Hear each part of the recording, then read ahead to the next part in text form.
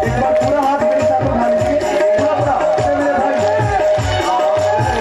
जय घोष में कंजूसी करने वालों की जय हो। एक बार लगा दो जी, जय घोष में कंजूसी करने वालों की जय हो। क्या बात है, जरा पूरा हाथ ऊपर कर लीजिए, बड़ा मजा आता है, कुछ भी कहो आप, हाँ में हाँ ना में। चलिए, अरे बधैया बाजे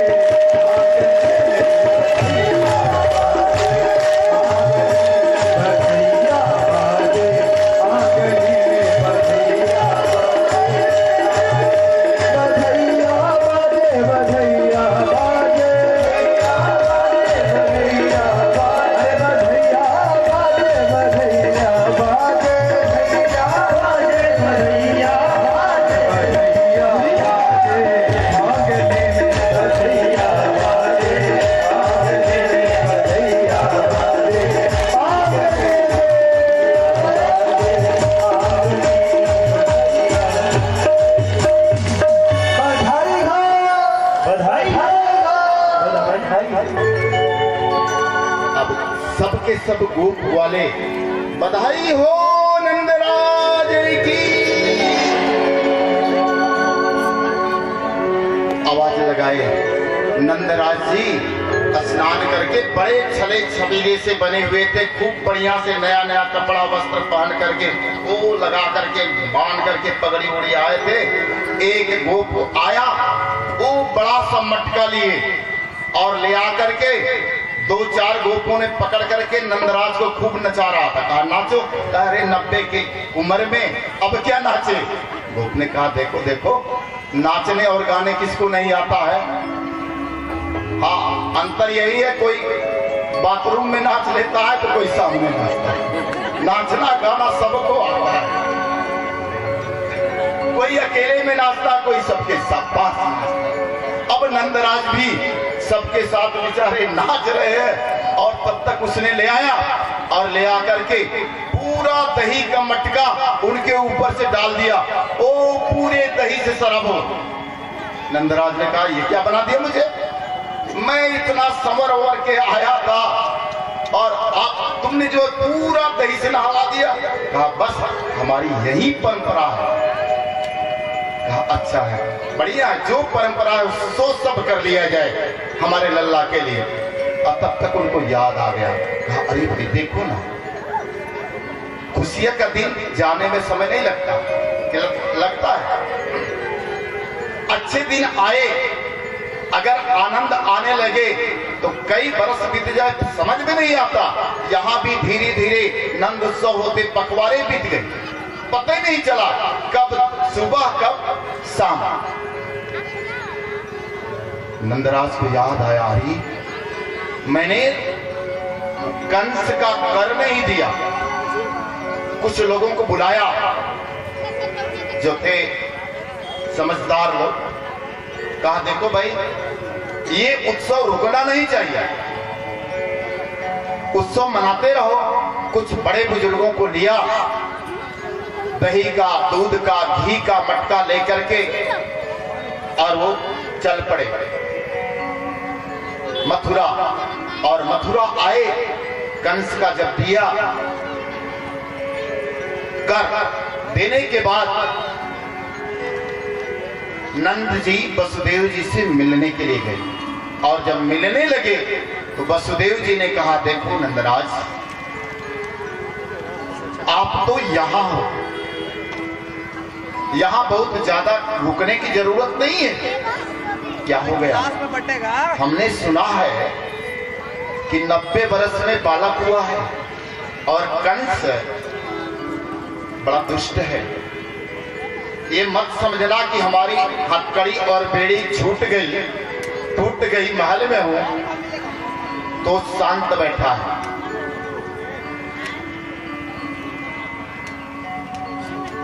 जब समुद्र बिल्कुल मौन हो जाए तो समझ लीजिए किसी तूफान की सुबुगाहट है। ऐसे ही अगर ये बिल्कुल मौन है तो ये समझ लेना कुछ न कुछ षड्यंत्र कर रहा है। इसलिए नंदराज कंस के मन में ये पच नहीं रहा है कि आपको 90 के वर्ष में बालक हो गया तो कहीं आपके बालक पर इसकी कुदृष्टि न पड़ जाए, इसलिए मथुरा छोड़िए और जल्दी से आप वापस चले जाए। इधर कंस मंत्रणा कर रहा था, अपने मंत्री को बुलाया, मंत्रिमंडल को, और पूछा कि वह कन्या आकाश में जब उड़ी तो देवी का रूप बन गई, और उसने कहा तुम्हें मारने वाला कहीं जन्म ले चुका है, वो कहां हो सकता है। तो मुश्तिक ने कहा महाराज हमें पता चला है कई दिनों से बड़े जोर जोर से आवाज बधाई बधाई की आ रही है, और सुना है कि ये जो नंदराज आए हैं ना, अब इनको बालक हुआ है, तो कहीं आपका शत्रु उधर तो नहीं गया।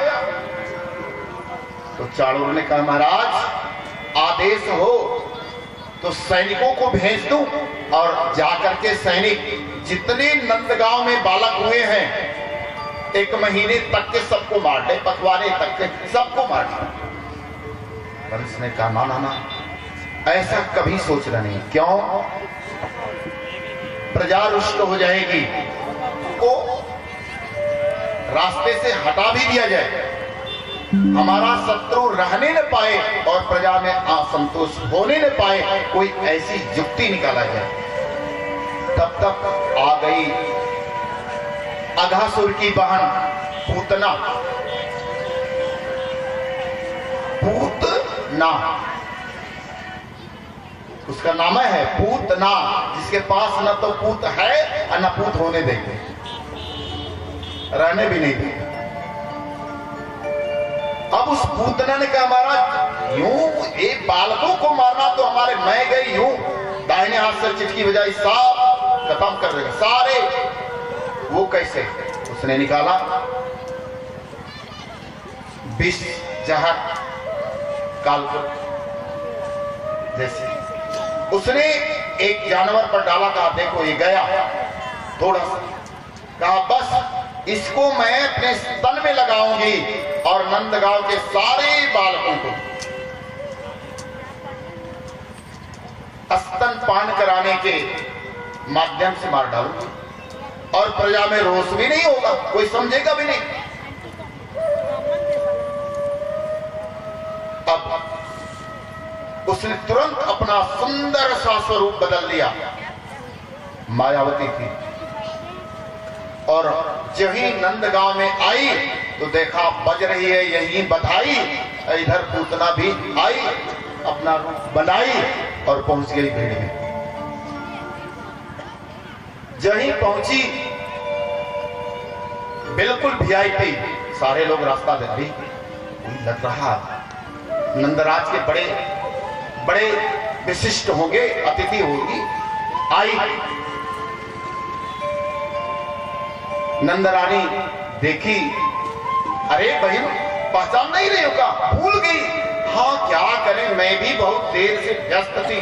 अब नंदरानी सोच रही है कौन सा बहन करने वाली है, लेकिन फिर भी सोचा कि आज इस अवसर पर अगर मना कर दूंगा, एक भी अतिथि असंतुष्ट हो जाए तो अच्छी बात नहीं। हाँ हाँ आओ आओ, नहीं पहचान। अरे बहन हम तो जब सुने ना कि आपको बच्चा हुआ है ना, अरे हमारे मन में तो इतना उल्लास हुआ, इतना कि मैं नाचते गाते कैसे कैसे आ रही, भागते भागते चले गए कि कब चलूं अपने बहन के वो बधाई दे दूं। बधाई बधाई करते वो भी देखो ना, इस नन्हे से बालक के लिए मैं कितना सुंदर सा बढ़िया सा बधाई लाया हूं। पहुंची बहन, जानती हो मैं ब्राह्मण की पत्नी हूं, हमारे पति ना बड़े ज्योतिषी हैं, और मैं भी अरे थोड़ा बहुत तो ज्योतिष विद्या जानती, पत्नी हूं तो। अच्छा रुको बहन, थोड़ा सा पानी होने की व्यवस्था करता हूं, सोची कुछ ले आई मलाई वलाई। अब तब तक ये अवसर पाई, और जब ही कन्हैया के पास गई, कन्हैया ने आंख बंद कर दी। आंख बंद करके वो स्तुति करने लगे भगवान भोलेनाथ का। प्रभु मैं आया था माखन खाने, सबसे पहले अभी माखन तो गया नहीं, लेकिन ये आ गया फिर। कन्हैया ने इसलिए आंख बंद किया, मैं हूं मायापति और ये है मायावती। मायापति की दृष्टि खुले तो बाहर निकल आई, और जब ही बाहर निकली कन्हैया ने कहा अब लगाओ, कन्हैया ने कहा अब लगाओ मां। और जब ही स्तन से मर गई, मर गई, कोई तो बचाओ, कोई तो बचाओ, बचाओ रे। कौन बचाएगा? आवाज हुई, एक गड़गड़ाहट की आवाज हुई, और तर तर तर तर तर तर वृक्ष टूटने लगी। और जब वृक्षों की आवाज हुई सारे लोग घबराए, क्या हुआ? 6 कोस के वृक्ष गिर गए। यशोदा रानी घबरा गई, अरे हुआ क्या, कहां गई हो?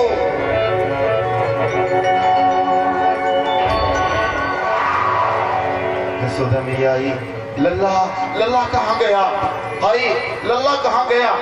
अब तो जैसे मछली को पानी से निकाल दिया जाए, तड़पने लगे, वैसे यशोदा मैया कहां गया लल्ला? सारे लोग घबरा करके खोज रहे हैं, कहां गया, कहां गया?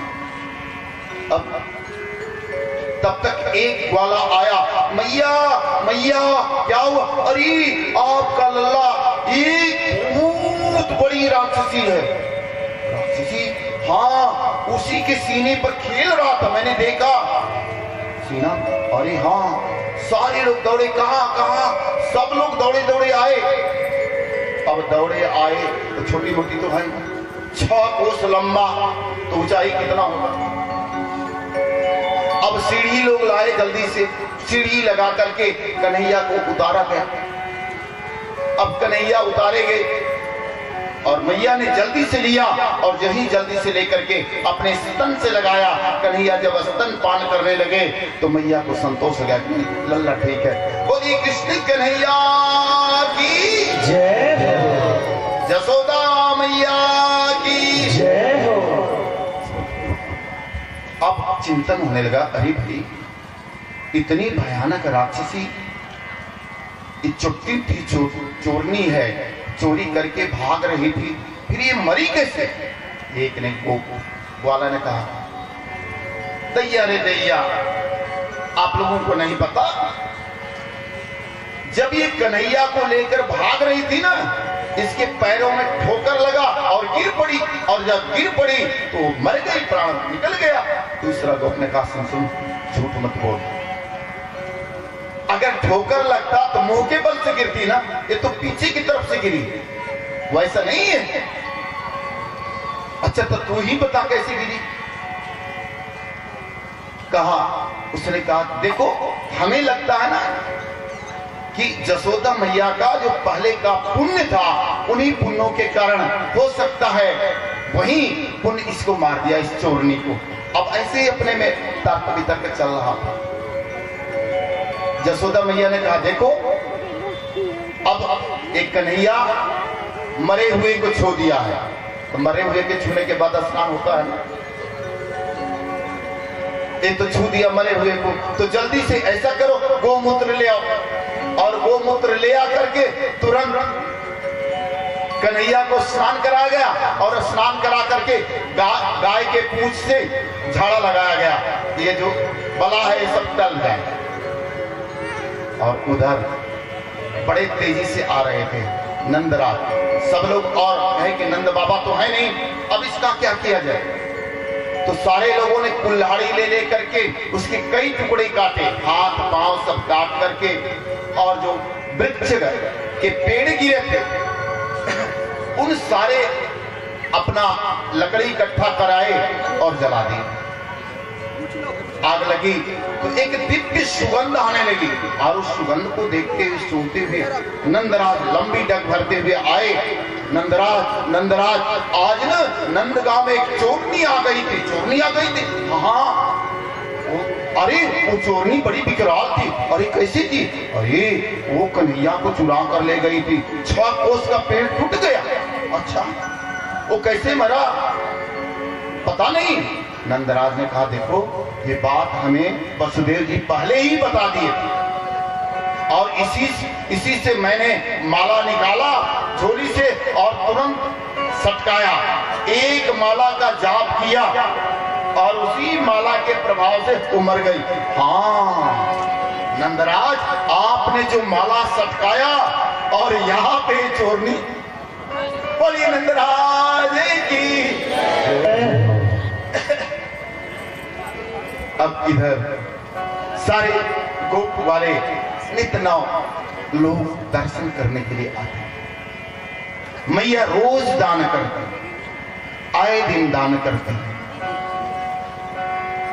जब ही पूतना मर गई, कंस को पता चल गया पूतना मर गई। उसने पुनः मंत्रणा बैठाया कि अब क्या। और इधर आप लोग पूतना कौन था जानते हैं? ये पूर्व जन्म में जब भगवान वामन रूप से बलि के यज्ञशाला में गए थे तो बलि की पुत्री थी, इसका नाम था रत्नमाला। और उसने मन ही मन एक संकल्प लिया, हे प्रभु आपके इस स्वरूप और लावण्य को देख करके मेरे मन में एक अभिलाषा जागती है कि प्रभु काश एक बार मैं अपना स्तन आपको पान करा देती। भगवान का योग मस्तु, स्तन पान तो करूंगा लेकिन तुम्हारा उद्धार। तो इस प्रकार से पूतना का उद्धार हो गया। बोलिए श्री कृष्ण भगवान की जय। कुछ दिन बाद कन्हैया नंद राज के यहाँ नित्य नव मंगल आनंद चल रहा है।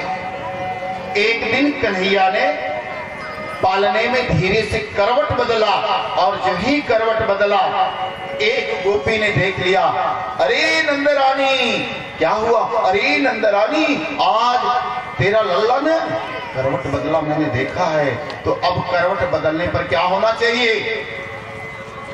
सारी माताएं आई और ढोलक लिया, थाप लग करके आ गई और आकर के बस अब होना चाहिए गान मंगल सब कुछ।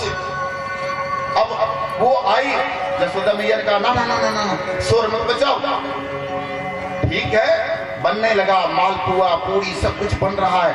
अब कन्हैया को उधर भगवान ने कहा अच्छा, यानी हमारा उत्सव मनाया जाए, हम शांत रहें किनारे। कन्हैया रोने लगे, मैया ने जल्दी से आया और आकर के तुरंत लल्ला सब शांत है, आप लोग उसका देखो थोड़ा सा कान्हा को मैं शांत कर लेता हूं अपने लल्ला को, तब तक आप लोग इधर ही आंगन में रहो। गोपियों ने कहा बाबा तुम्हारा लल्ला रोए चाहे गाए हम तो खुशियां मनाएंगे। और इधर खुशियां मनाने की तैयारी में मैया ने बढ़िया से कन्हैया को सजाया, एक पालने में ओढ़ाया और ले आकर के एक छकड़ा होता है बैलगाड़ी के उसी में टांग दिया और टांग करके कुछ बालकों को लगा दिया कि देखते रहना, लल्ला जब जागे ना सुला दिया। माताएं होती है ना दूध पिला के थाप मार के सुला देती। और इधर आई और आकर के जो ही गोष्ठी में बैठी तब तक एकाएक आवाज आई, राम राम राम शुरू हो गए। अरे ये आवाज कैसी आई, आवाज कैसी आई? भागे भागे आई और ये क्या हुआ? एक था सटका सुर। और जब वह सटका सुर, उसको वो हिरण्याक्ष का पुत्र था कच्छ,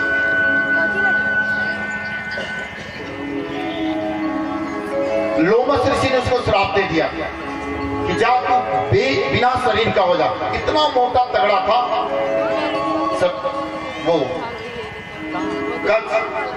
कि लोमस ऋषि के आश्रम के पास आकर के नदी में खड़ा हो गया, पूरा पानी अवरुद्ध हो गया, उनका कुटिया बह गया। कहा अच्छा तुम्हारा शरीर रहने न पाए, तो बिना शरीर का वैसे ही हवा रूप में आया। किसी ने नंद गांव के किसी भी व्यक्ति ने नहीं देख पाया और वो आकर के बैलगाड़ी पर जब ही आया, भगवान ने कहा अच्छा रुको। भगवान ने अपनी पैर की अंगूठी से एक चोट मारा और उस सटकासुर का भी उद्धार हो गया। बोली भक्तवत्सल भगवान की जय हो। और जब इस प्रकार से उसका उद्धार हो गया, माता ने पुनः ले आई और पंचगव्य बना करके तुरंत कन्हैया का स्नान कराया। कुछ दिन बाद त्रिडावर्त आ गया, क्योंकि कंस एक एक कर भेजते गया।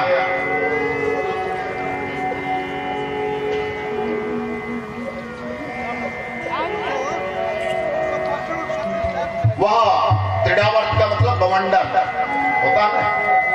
ये पूर्व जन्म में पांडु देश का सहस्राक्ष नाम का राजा था। इसने भी अपने रानियों के साथ नर्मदा नदी में विहार कर रहा था। दुर्वासा ऋषि गए और कहे, दुष्ट, तुम्हें पता नहीं, साधु संत आए, तुम्हें मर्यादा का कुछ भी भान नहीं, विहार कर रहा, श्राप दे दिया था, तू भी हवा रूप हो जाए। और वो जब चलता था, त्रिडों में था, त्रिडावर्त गोल गोल बंडर घूमता है ना, उसी रूप में आया। और उस समय मैया दूध बॉयल कर रही थी, उबाल रही थी, दूध गिर रहा था और कन्हैया जल्दी से उस दूध को गिरने न पाए, कन्हैया को छोड़ा आंगन में और गई, अवसर पाया, त्रिडावर्त उठा करके ले करके आकाश में उड़ा। कन्हैया ने उसका कस की गर्दन दबाया और यही कन्हैया कस की गर्दन दबाए और उसके बाद क्या हुआ, चिल्लाने लगा, अरे बचाओ बचाओ, मर गए, छोड़ दो छोड़ दो छोड़ दो। कन्हैया ने कहा, जिसको मैं पकड़ता हूं उसको छोड़ता नहीं, उसका उद्धार करता हूं। बोलिए भक्तवत्सल भगवान की। इस प्रकार से त्रिडावर्त का भी उद्धार किया। भगवान भोलेनाथ सोचे, विष तो पीने के लिए इन्होंने बुला लिया, अब थोड़ा इनका दर्शन भी तो करना चाहिए ना। कैलाश छोड़े भगवान और अपने आप को एक जोगी का रूप बनाया और आ गए नंदगांव। और नंदगांव जब आए, आकर के उन्होंने आवाज लगाई, अलख निरंजन, भाव भाई भवजन, मैया भिक्षाम देही। मैया ने थाल में पूरा हीरे मोती जवाहरात सब भर के लेकर के आई। और आइए, आने के बाद भगवान भोलेनाथ मैया से किस प्रकार से कहते हैं, भजन के माध्यम से हम श्रवण करते हैं। ओ मैया तेरे द्वार पे बाला जोगी, अरे बाला जोगी, हे मैया भिक्षाम देही अलख निरंजन। ओ मैया तेरे यशोदा तेरे, ओ मैया तेरे द्वार पे बाला जोगी आयो, बाला जोगी आयो, बाला जोगी आयो, बाला जोगी आयो। ओ मैया तेरे यशोदा तेरे, ओ मैया तेरे द्वार पे, यशोदा तेरे द्वार पे बाला जोगी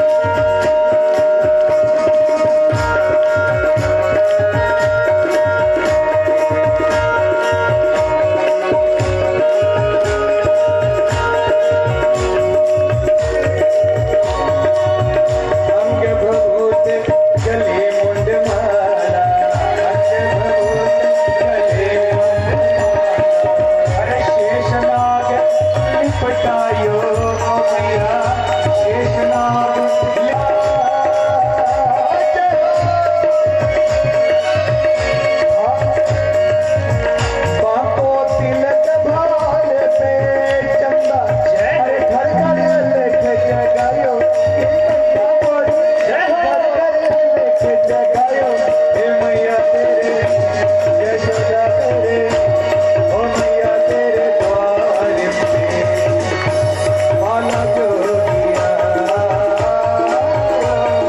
बाला जोगिया।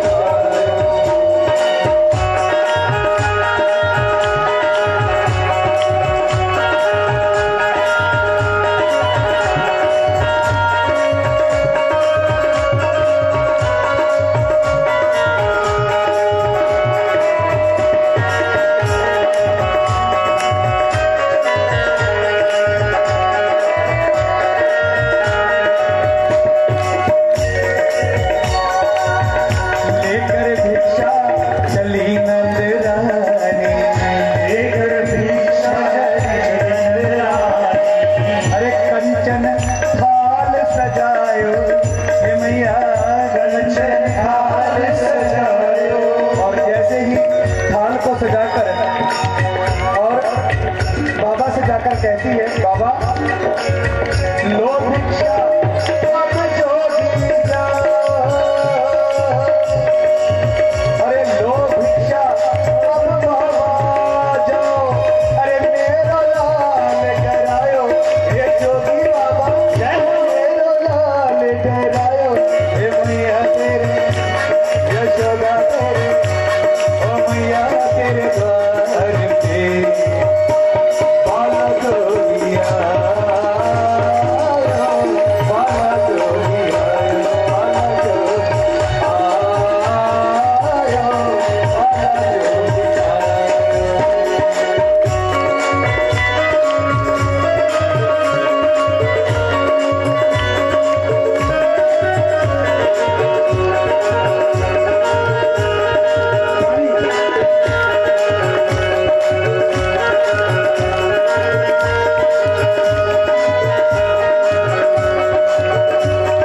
और जैसे कि अभी क्या हुआ है जी सोने और चांदी से भरा हुआ थाल आज नंद रानी जी यशोदा मैया जी भगवान भोलेनाथ जी को देती हैं कि बाबा ये सोने चांदी से भरा हुआ थाल ले लो और जाओ यहाँ से। आपका रूप इतना भयंकर है कि मेरा जो लाला है वो डर रहा है।